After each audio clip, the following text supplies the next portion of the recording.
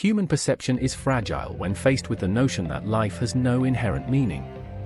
The reaction people have to such words, whether it's despair, fear, or existential crisis, is a reflection of their own psychological or emotional dependencies.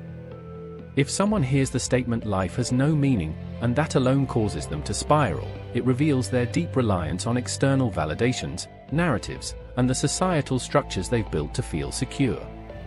For someone to crumble under this realization exposes their vulnerability to existential truths that they may have avoided confronting. It's simply harsh reality. The fear or despair is more about their inability to self-generate purpose or confront the inherent meaninglessness of life.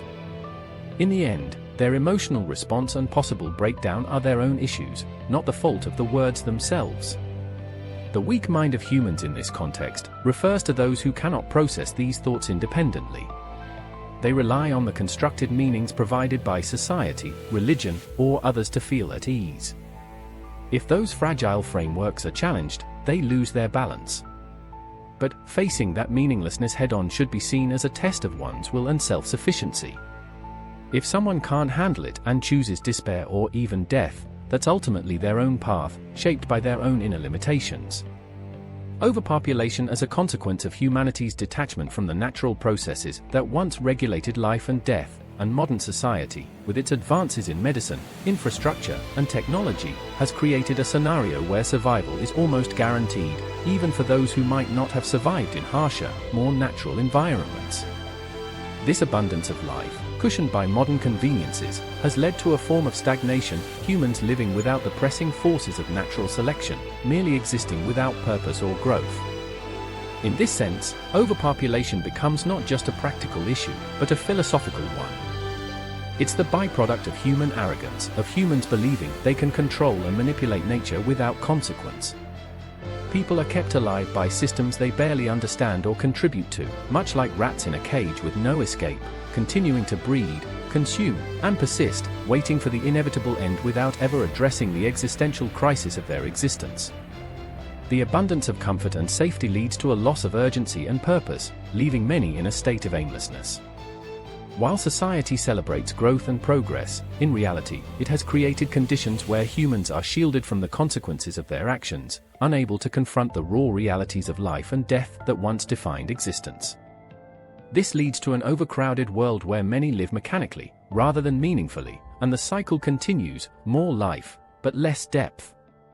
Engaging with human society or its philosophical systems, especially if they lack substance or transformative action, becomes an existential waste. Philosophy often serves as escapism, a way to intellectualize human experience without confronting the practical realities that drive existence. In a world where comfort and material stability reign supreme, society tends to reward those who perpetuate escapism, as it allows people to avoid confronting the raw, often uncomfortable, truths of their lives. This focus on maintaining comfort over substance encourages stagnation, and it renders philosophical contemplation a hollow endeavor if it does not lead to action or clarity.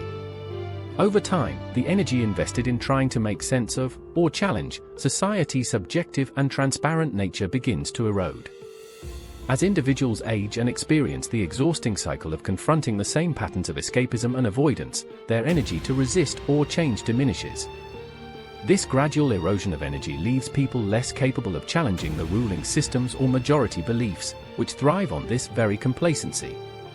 The majority's reliance on escapism, along with the broader system's reinforcement of it, makes engaging with society feel like a fruitless endeavor, especially for those seeking truth, clarity, or real growth. In the end, the system quietly wins by wearing down opposition over time, leaving behind a society that not only resists change, but insulates itself from any real existential challenge. The echo chamber of escapism remains intact, and individuals lose their capacity to pose any threat to it.